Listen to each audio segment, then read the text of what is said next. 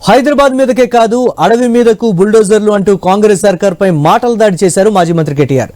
పేదలు అన్న ప్రేమ లేదు, ఆడబిడ్డలన్న ఇంగితం లేదని విమర్శించారు ఆయన.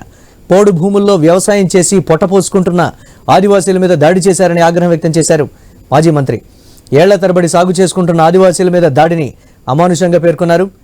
420 హామీలను అమలు చేయలేక ఇవ్వని హామీలు, హైడ్రా, మూసీ ప్రక్షాళన పేరుతో హైదరాబాద్లో పేదల ఇళ్లు కూల్చారని మండిపడ్డారు. రోడ్ల విస్తరణ, పరిశ్రమలకు భూసేకరణ పేరుతో లగచర్ల, దిలావర్పూర్, పెదధన్వాడ, చారగొండ, సిరసనగండ్లలో రైతుల పొలాల్లోకి ఇళ్ల మీదకు బుల్డోజర్లు పంపారని గుర్తు చేశారు.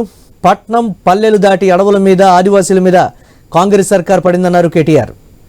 ప్రశ్నిస్తే, ఎదిరిస్తే, నిలదీస్తే నిర్దాక్షిణ్యంగా కేసులు, జైళ్లు తప్పడం లేదని, 420 హామీలు పక్కకెళ్లి కూల్చే, కాల్చే కాంగ్రెస్ పథకాలను ముందుకు తీసుకువెళ్తోంది. జాగో తెలంగాణ, జాగో అంటూ విమర్శలు చేశారు మాజీ మంత్రి కేటీఆర్.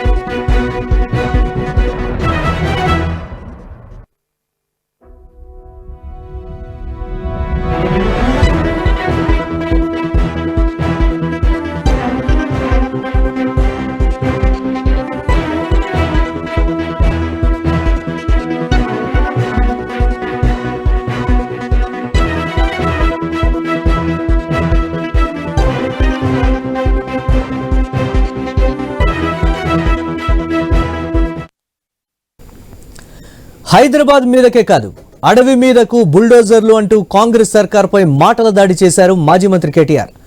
పేదలు అన్న ప్రేమ లేదు, ఆడబిడ్డలు అన్న ఇంగితం లేదని విమర్శించారు ఆయన.